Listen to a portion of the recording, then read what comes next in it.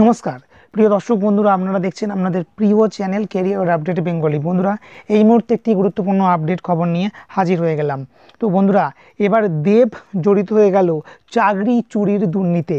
হ্যাঁ বন্ধুরা, এই মুহূর্তের সবচেয়ে ভয়ঙ্কর আপডেট। এবারে জানা যাচ্ছে যে টাকা নিয়ে দেবও নাকি চাকরি দিয়েছে। এই মুহূর্তে ভয়ঙ্কর আপডেট এবং একটি অডিও সোশ্যাল মিডিয়ায় ফাঁস হয়ে গিয়েছে। তো বন্ধুরা, আজকের এই ভিডিওটির মাধ্যমে সম্পূর্ণ আপডেট থাকছে, তাই অবশ্যই শেষ পর্যন্ত আপনারা দেখতে থাকুন। টাকার বিনিময়ে চাকরি দিয়েছে দেবের সাংসদ প্রতিনিধি। তো ভোটের মধ্যেই ভয়ঙ্কর আপডেট সামনে এলো। শুধু ভয়ঙ্কর আপডেট নয়, চলে এলো এক চাঞ্চল্যকর অডিও। ইতিমধ্যে অডিওটি ভাইরাল হয়ে গিয়েছে। আর এই অডিওটিতে রয়েছে স্বর্ণ ব্যবসায়ীর সঙ্গে ঘাটালের যুব নেতার কথোপকথন। এই অডিওটিতে টাকার বিনিময়ে চাকরি নেওয়ার প্রসঙ্গ উঠেছে। অডিওটিতে শোনা যাচ্ছে চাকরির নামে কোটি কোটি টাকা তুলেছেন দেবের সাংসদ প্রতিনিধি রামপদ মান্না। এমনকি কোভিডের সময় সমস্ত খরচা দিয়ে বেশ কয়েকটা সামাজিক কাজ ওই স্বর্ণ ব্যবসায়ী MS আলম করেছেন বলে দাবি। কিন্তু এর নাম কামিয়েছেন ঘাটালের সাংসদ ও তার সাংসদ প্রতিনিধি রামপদ মান্না, এমনটাই শোনা গিয়েছে ওই অডিও ক্লিপটিতে। তো এই ভাইরাল কথোপকথনটি ঘাটালের যুব নেতা সুদীপ মণ্ডলের সঙ্গে স্বর্ণ ব্যবসায়ী MS আলমের হয়েছে বলে জানা গিয়েছে।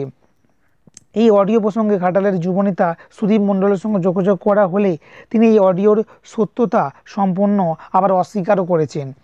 এই অডিওটাকে নাকি বিকৃত করা হয়েছে বলে তার মত।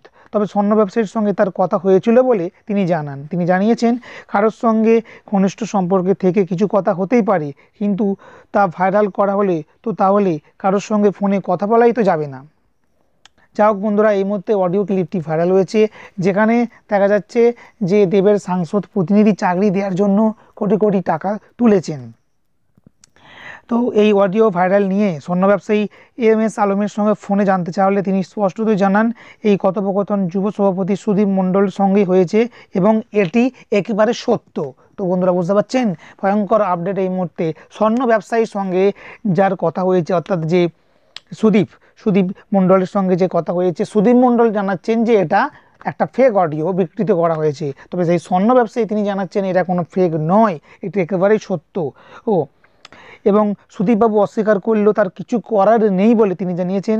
এমনকি তিনি টাকা দিয়ে কোভিডকালে বেশ কিছু সামাজিক কাজও করেছেন, যার নাম রামপদ মান্না ও সাংসদ দীপক অধিকারী নিয়েছেন বলে জানাচ্ছেন। তো বন্ধুরা, তো এই অডিও ক্লিপ ঠিক এখন কতটা সত্য, তো সেটা একেবারে বলা যেতে পারে পরীক্ষা নিরীক্ষার পরে জানা যাবে। তবে এই অডিও ক্লিপ ইতিমধ্যে সামনে এসছে, আর যার ফলে বলা যেতে পারে অনেকটাই বিপদে পড়ে গিয়েছেন দীপক অধিকারী। তো সঙ্গে থাকুন, আরও আপডেট হলে সবার আগে পেয়ে যাবেন এই চ্যানেলের মাধ্যমে।